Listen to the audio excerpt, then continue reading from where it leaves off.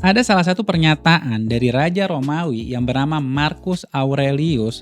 Ia bilang bahwa sebenarnya hanya sedikit hal yang kita butuhkan untuk membuat hidup kita bahagia.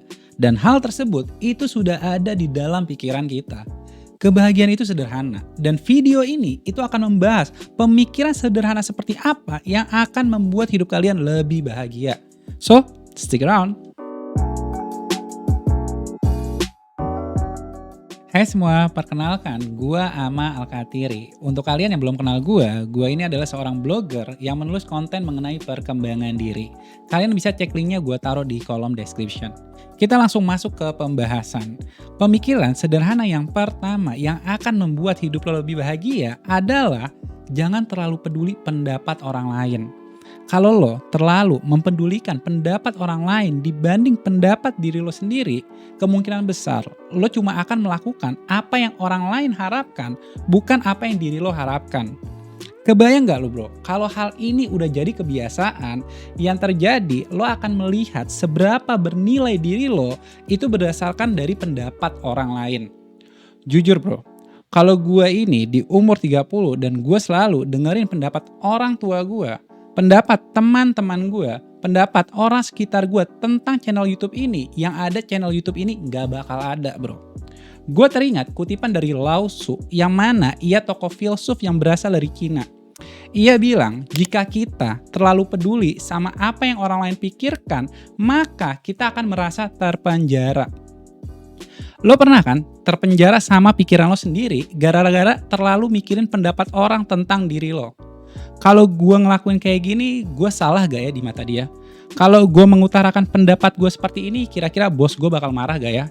Kalau gue buat channel YouTube, itu gue bakal diolok-olok gak ya sama teman-teman gue? Pendapat orang itu memang gak semuanya salah. Tapi yang salah, kalau faktor kebahagiaan kita dipengaruhi dari pendapat orang lain dibanding pendapat diri kita sendiri. Pola pikir yang kedua adalah berhenti membandingkan. Scrolling sosial media terus membandingkan diri lo yang masih jomblo dengan percintaan orang lain. Membandingkan gaji yang lo punya sama gaji teman sebelah lo. Ngelihat temen lo yang udah punya rumah, terus ngelihat diri lo yang masih ngontrak. Pasti pernah kan lo ngebandingin hidup lo sama orang lain. Pertanyaannya bro, mana yang lebih baik? Rumput tetangga itu pasti lebih hijau dibanding rumput sendiri. Gue juga gak ngerti kenapa, tapi kenyataannya ya kayak gitu. Theodore Roosevelt itu mengatakan, comparison is the thief of joy. Membandingkan diri kita dengan orang lain itu hanya akan merampas kebahagiaan kita.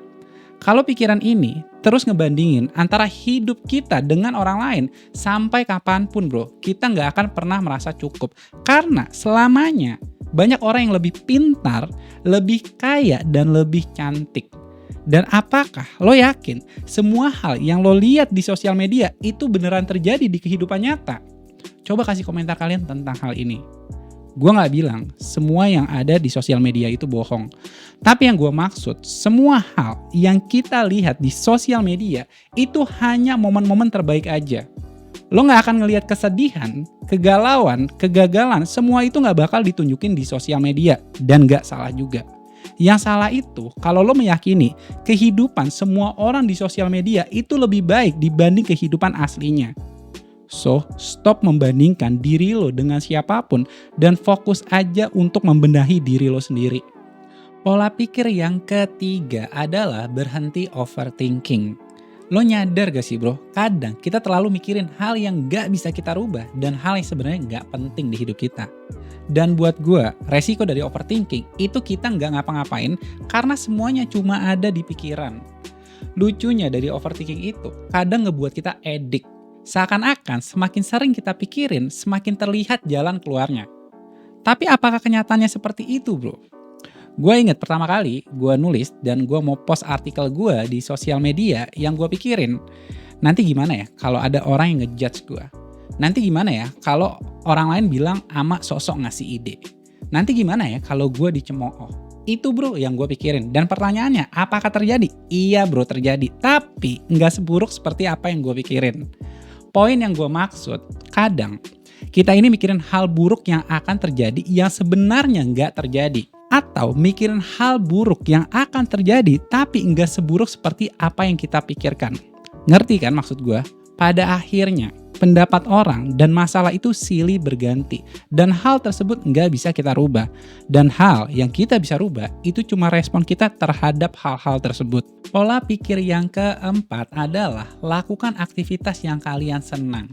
Kalau di hidup kalian itu cuma bekerja terus-menerus dari Senin sampai Jumat tanpa ada kegiatan lain yang menyenangkan, mungkin itu penyebab kalian gak bahagia. Kecuali kerjaan kalian itu benar-benar ngebuat diri kalian bahagia. Gue yakin kebanyakan orang itu gak semuanya senang sama kerjaannya.